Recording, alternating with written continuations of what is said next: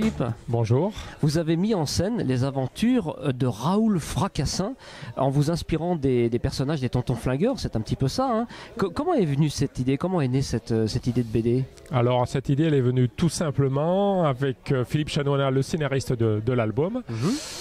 Qui est très branché ciné, moi aussi, on s'est connus sur Facebook, on parlait énormément cinéma, lui était dans ce milieu-là depuis, on va dire, toujours, enfin d'après ce que j'ai pu comprendre, et il m'a proposé ce projet, voilà, faire une bande dessinée avec comme héros Lino Ventura, pas spécialement les tontons, hein, finalement Bernard Blier, Constantin ou Francis Blanche sont venus après, le héros ça devait être Lino Ventura, voilà, c'est-à-dire c'est Raoul Fracassin. Raoul Fracassin, c'est Lino Ventura. Hein, voilà. Les aventures de Raoul Fracassin. Donc à partir de là, on a brodé sur l'univers des tontons.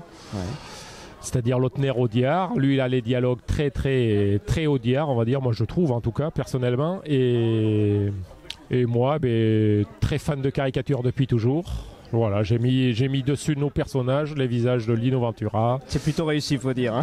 Très franchement. Merci, c'était le but. J'avais une question à vous poser par contre par rapport au problème de droit. Est-ce qu'il y a une question comme ça qui se pose, le fait de reprendre un petit peu ces personnages? C'est, on va dire, la question qui revient le plus souvent, quelque part. Oui. C'est vrai qu'on peut se poser la question, mais ça reste de la caricature. Donc à partir de là, il n'y a normalement aucun souci. On peut donner la petite anecdote du fait que, par exemple, le fils Ventura a été surpris de voir l'album en vitrine. Ouais. Il n'était pas au courant. Bon, moi, je ne savais pas qu'il y avait un fils Ventura, donc quelque part. Et il a été, on ne va pas dire vexé, mais il a été surpris de voir ça. Mais voilà, à aucun moment, c'est un ayant droit. Il nous a posé de problème là-dessus. Il a lu la BD et a reconnu qu'on était dans l'esprit de son père, que c'était bien. Et ça lui a plu. À partir de là, tout va bien. Quoi. Vous me disiez qu'au départ, c'était un one-shot, cet album, et que finalement, vous étiez en train pratiquement de signer le 3e déjà. On ne l'a pas signé le 3e. Par contre, le second est à mi-route.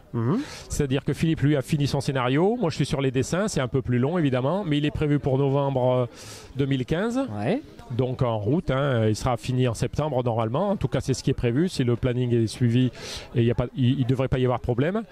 Et comme ça fonctionne plutôt bien, moi, j'ai vu mon éditeur cette semaine qui m'a dit que c'était une bonne série, que ça avait l'air de bien prendre. Donc il a, sans nous garantir le fait qu'il y aurait un 3e, il nous a quand même dit qu'on envisageait déjà en novembre, en décembre de partir sur un 3e album. C'est génial en tout cas. Merci à vous et je vous souhaite un excellent salon. Merci beaucoup.